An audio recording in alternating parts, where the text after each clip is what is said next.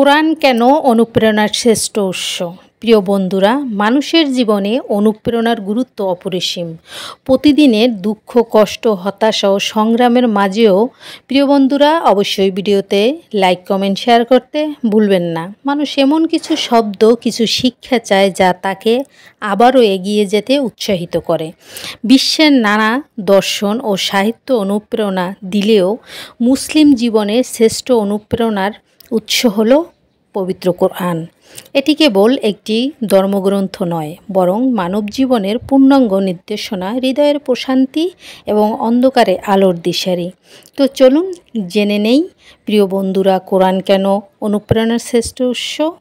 এক, আল্লাহর কালাম। কোরআনের প্রতিটি শব্দ সরাসরি আল্লাহর পক্ষ থেকে অবতীর্ণ। এতে রয়েছে সর্বোচ্চ সত্য ও সান্ত্বনা। 2, আন্তরিক প্রশান্তি। দুঃখ কষ্টের সময় কোরআনের আয়াত অন্তরে প্রশান্তি আনে। নাম্বার 3, চিরন্তন দিক নির্দেশনা। মানব সভ্যতা যতই এগোক না কেন, কোরআনের নির্দেশনা, অনুপ্রেরণা কখনো পুরনো হয় না। এভাবে চলুন জেনে নেই অনুপ্রেরণাদায়ী কয়েকটি কোরআনের আয়াত। 1, কষ্টের পর স্বস্তির। বিসমিল্লাহির রহমানির রহিম। ফা ইন্না মা আল উসরি ইসরা, ইন্না মা আল উসরি ইসরা।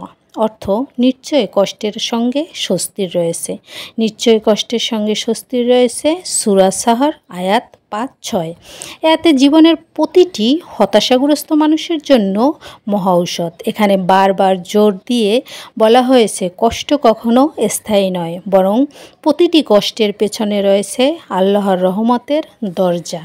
2, হতাশা হয়েও না। বিসমিল্লাহির রহমানির রহিম। লা তাকনাতু মির রাহমাতিল্লাহ। অর্থ, আল্লাহর রহমত থেকে তোমরা হতাশ হয়েও না। সূরা জুমার আয়াত 53। মানুষ যতই গুনাহ করুক না কেন, যদি আন্তরিকভাবে তওবা করে, তবে আল্লাহ তার বান্দাকে ক্ষমা করেন।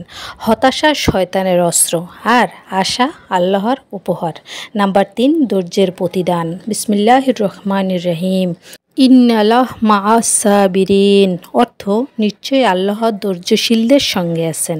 সূরা আল বাকারা আয়াত নং 153। ধৈর্য ইসলামের মূল শিক্ষা। দুঃখ, ক্ষতি, পরীক্ষার সময় ধৈর্য ধারণকারীদের প্রতি আল্লাহর বিশেষ সাহায্য নাজিল হয়। নাম্বার 4, জ্ঞানের মর্যাদা। বিসমিল্লাহির রহমানির রহিম। হাল ইয়াস্তাওয়া ইল্লাযিনা ইয়ালামুনা ওয়াল্লাযিনা লা ইয়ালামুন। অর্থ, যারা জানে আর যারা জানে না, তারা কি সমান? সূরা জুমার আয়াত 9। এই আয়াত মানুষকে জ্ঞান অর্জনের প্রতি উদ্বুদ্ধ করে। কেবল জ্ঞানের মাধ্যমেই মানুষ নিজেকে উন্নত করতে পারে এবং আল্লাহর নৈকট্য পেতে পারে। যেমন এই ভিডিওটি যদি সম্পূর্ণ দেখেন প্রিয় বন্ধুরা, আপনাদের জীবনেও কোনো গুরুত্বপূর্ণ কাজে আসতে পারে। কোরআন কেবল একটি ধর্মীয় গ্রন্থ নয়, এটি জীবনের প্রতিটি ক্ষেত্রে আলোকবর্তিকা। এর অনুপ্রেরণাদায়ী আয়াতগুলো বিশ্বাসীর অন্তরে আশা জাগায়, হতাশা দূর করে, সংগ্রামের সাহস যোগায়।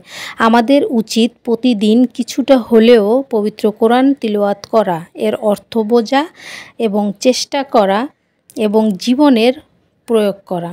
আল্লাহ হাফেজ।